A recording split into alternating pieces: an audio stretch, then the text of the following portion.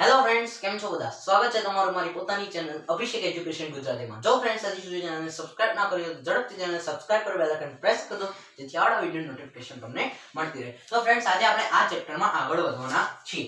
આજે આપણે એક દાખલો ગણવાનો છે કે આ દાખલો શું કહે છે કે sin 30 + tan 45 - cos 60 divide by sec 30 + cos 60 + cot 45. આ એટલા માટે હું લખીને મૂક્યું છે કારણ કે જો અહીંયા મેં લખવા બેસીસ તો વધારે વિડિયો બનશે અને કેટલાક સ્ટુડન્ટ વધારે ટાઈમનો વિડિયો જોવાનું પસંદ કરતા નથી, માટે અહીંયા આપણે લખી મૂક્યું છે કે sin 30 ની કિંમત, જો તમે ત્રિકોણમિતિય કિંમતો વાળો જો વિડિયો ના જોયો હોય અને એની સિવાયના ચેપ્ટરના બધા વિડિયો ના જોયા તો નીચે ડિસ્ક્રિપ્શનમાં મળી જશે. તો આપણે ત્રિકોણમિતિય કિંમતોમાં શું કીધું હતું કે sin 0, sin 30, sin 45, sin 60, sin 90 એના ઉપરથી આખા કોષ્ટકને ટ્રિક સાથે કર્યું હતું. તો sin 30 ની કિંમત શું થાય? તો પહેલા હતું 0, 30, 45, 60. બરાબર છે. 90 મોસ્ટ ઓફ પૂછાતું નથી. તો 0 માટે આપણે 0/4 કર્યું.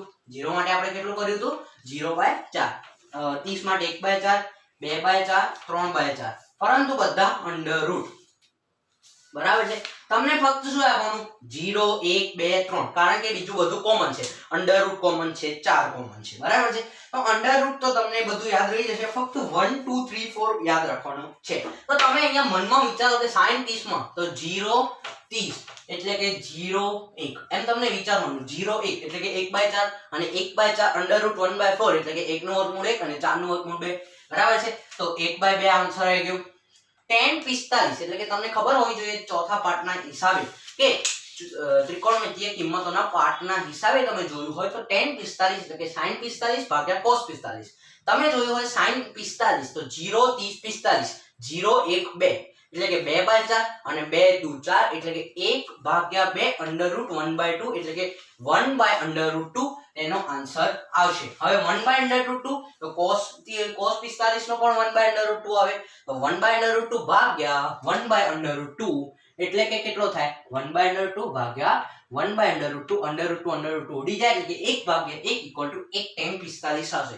જો કોઈને યાદ ના રહેતું હોય તો આ રીતે તમે કરી શકો છો, ખાલી વિચારવાની વાત છે. બરાબર છે. હવે cosec sin માઈનસ છે તો પહેલા તો માઈનસ લખી દેવાનું. આ 2√3 તમે બધા ડાયરેક્ટ જોઈ લેતા હશો, લખેલું છે તો પ્રોબ્લેમ ફક્ત એ છે લખવામાં, કારણ કે અડધા સ્ટુડન્ટ જોઈને કરશે. પરંતુ તમે જાતે કરો તો cosec sin ને કઈ રીતે વિચારવાનું? cosec sin જે છે તો તે sin 60 નો વ્યસ્ત છે. હવે sin 60 એટલે કે 0, 30, 45, 60 એટલે કે 0, 1, 2, 3, 3/4 એટલે કે √3/2 જે sin 60 ની કિંમત આવશે તો √3/2 નો વ્યસ્ત શું થાય? 2/√3 જે આપણને અહીં જોવા મળે છે, ભાગ્યા sec 30. તમે જોઈ શકો છો cos 30 નો વ્યસ્ત. sec 30 હોય જે cos 30 નો વ્યસ્ત. cos 30 જે છે તે sin 60 જેટલું થાય. બરાબર છે. જો તમે જોયું હોય તો, વિડિયો જોયો હોય તો ત્રિકોણમિતિય કિંમતવાળો sec 30 cos 30 જે છે તે sin 60 જેટલું થાય. તો sin 60 કેટલો છે? હમણાં જોયું તે રીતે 0, 30, 45, 60 એટલે કે 0, 1, 2, 3, 3/4 √3/4 એટલે કે √3/2. બરાબર છે. cos 30 ની કિંમત કેટલી આવશે? √3/2. તે √3/2 નો વ્યસ્ત 2/√3.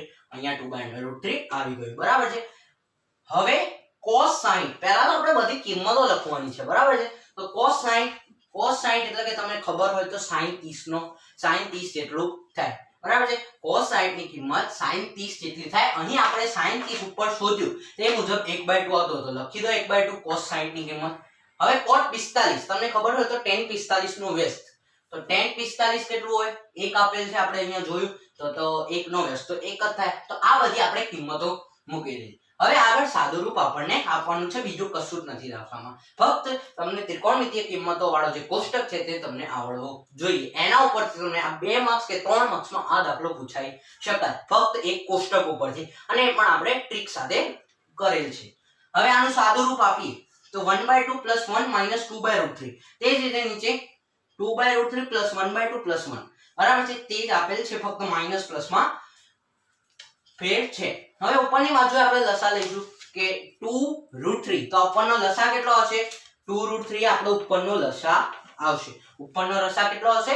2√3. તો અહીં આપણને 2√3 ઉપર અહીંયા આપણને 2√3 નીચે લાવવા હોય તો બે તો છે તો √3 અહીંયા ગુણવા તો ઉપર બી √3 ગુણવા પડશે તો √3 ગુણ્યા 1 ઇક્વલ ટુ √3 અહીંયા 2√3 લાવવા હોય તો ઉપર પણ 2√3 વડે ગુણવું પડશે તો 2√3 અહીંયા તમે જોઈ શકો છો અહીંયા √3 છે તો બચ્યા ગયા 2 તો 2 ને 2 વડે ગુણીએ તો 4 માઈનસ નું ચિહ્ન તો માઈનસ જ રહેશે બરાબર છે -4 ડિવાઇડ બાય 2√3 બરાબર હવે નીચે તમે જશો તો નીચે તમને શું જોવા મળશે એ નીચે પણ તમને એ મેથડ યુઝ કરવાની છે આ પ્લસ મોટું થઈ ગયું છે બીજું બધું નીચે તમને 2√3 જ કરવાનું છે તો 2√3 જ લસા આવશે તો અહીંયા તમને 2√3 લાવવો હોય તો ઉપર 2 વડે ગુણવો પડે તો 4 પ્લસ અહીંયા તમને 2√3 લાવવો હોય તો ઉપર √3 વડે ગુણવો પડે તો પ્લસ √3 પ્લસ અહીંયા 2√3 વડે ગુણવા પડે કારણ કે એક આપેલ છે નીચે કશું જ આપેલ નથી બરાબર છે તો 2√3 નીચે આવી ગયું ઉપર નીચે લસા પણ લઈ લીધો કેટલો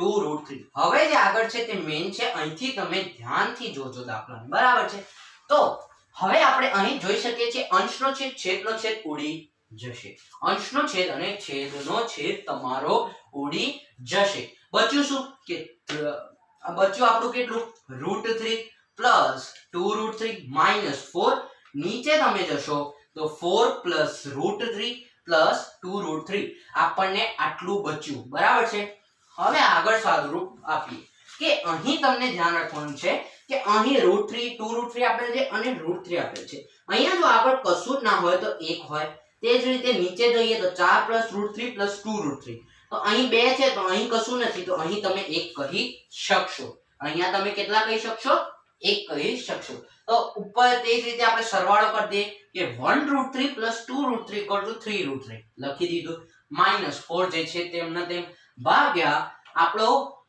1√3 પ્લસ 2√3 તો પણ 3√3 થઈ જશે અને +4 જે તમે આગળ લખો કે તમે પાછળ લખો કોઈ ફેર પડતો નથી બરાબર છે હવે આપણને શું કરવાનું છે આગળ એ તમને જો કે આપણને આવું પછી બધા જ સ્ટુડન્ટ અહીંયા જે દાખલો છોડી દે છે પરંતુ આપણને હજુ આગળ દાખલો ગણવાનો છે કે 3√3 -4 અને 3√3 +4 બરાબર છે અહીંયા કન્ફ્યુઝન શું થશે તમારો જે નિત્યસમ છે a + b a - b equal to a² - b² એના ઉપર તમે જશો પણ નથી આ ભાગાકારમાં છે ગુણાકારમાં નથી માટે આપણે ઉપર અહીંયા આપણે ધોરણ 9 માં પહેલા ચેપ્ટરમાં ભણ્યા હતા સમયીકરણ વિશેની અભ્યાસ કર્યો હતો પહેલા ચેપ્ટરમાં સમયીકરણનો અભ્યાસ કર્યો હતો તે જ આપણને અહીંયા યુઝ કરવાનું છે કે 3√3 -4 upon 3√3 +4 ને 3√3 -4 વડે બંને બાજુ બંને જગ્યાએ ગુણી દેવાના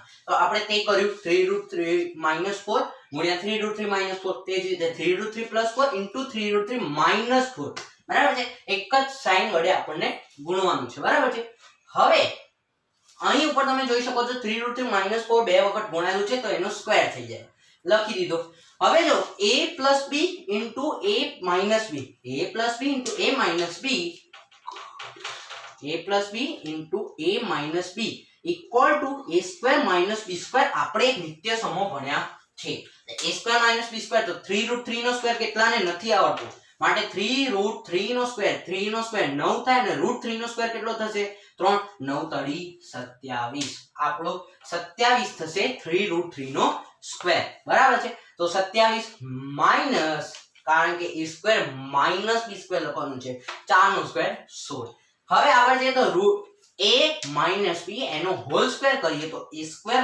2ab + b² આપણો એવું થાય તો 3√3 નો સ્ક્વેર જો ફરીથી અહીંયા નાખવો પડ્યો હતો કે a - b નો આપણે હોલ સ્ક્વેર કરીએ તો a² - 2ab + b² થવો જોઈએ બરાબર છે તો a નો સ્ક્વેર એટલે કે 3√3 નો સ્ક્વેર તો 27 ઉપર જોયું તે મુજબ અહીં જોયું તે મુજબ આપણે કર્યું હતું હમણાં અને -2 ગુણ્યા 3√3 ગુણ્યા 4 એટલે કે 2 * 6 = 24 અને માઈનસ છે તો -24√3 પ્લસ 4 નો સ્ક્વેર 16 ભાગ્યા 27 માંથી 16 જશે તો 11 આપણો આન્સર આવશે હજુ પણ અહીં જ કેટલાક લોકો છોડી દેતા હોય છે એટલે કે અહીં આપણે જોઈ શકીએ 27 અને 16 છે તો 27 અને 16 નો સરવાળો 43 થાય છે બરાબર છે 27 અને 16 નો સરવાળો 43 થાય છે -24√3 તો જેમ છે તેમ આપણે કરી શકીએ, બરાબર, ભાગ્યા 11. તો અહીં આપણો આખો અહીં આગળ કશું જ સાદુરૂપ થતું નથી, એટલે કે અહીં આપણો દાખલો આખો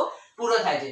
અહીં આપણો આ મેઇન દાખલો 2 કે 3 માર્ક્સમાં ફક્ત ખાલી તમે ત્રિકોણમિતિય કિંમતોને આધારે મેળવી શકો છો. એ વિડિયો આપણે ટ્રિક સાથે ભણાવે છે, ના જોઈએ તો નીચે ડિસ્ક્રિપ્શનમાં મળી જશે, બરાબર છે. ફક્ત આપણને કિંમતો મૂકીને આખું સાદુરૂપ જ આપવાનું છે, બરાબર છે, આખું સાદુરૂપ આપવાનું છે અને કેટલાક નિત્ય સમૂહ અને સમીકરણનો અભ્યાસ આપણને કરવાનો છે. જો વિડિયો ગમે તો લાઈક કરજો, શેર કરજો અને ચેનલને સબસ્ક્રાઇબ કરવાનું ભૂલતા નહીં તથા બેલ આઇકન પ્રેસ કરી દેજો આવાળા વિડિયો માટે. તો મળીએ એક નેક્સ્ટ પાર્ટમાં.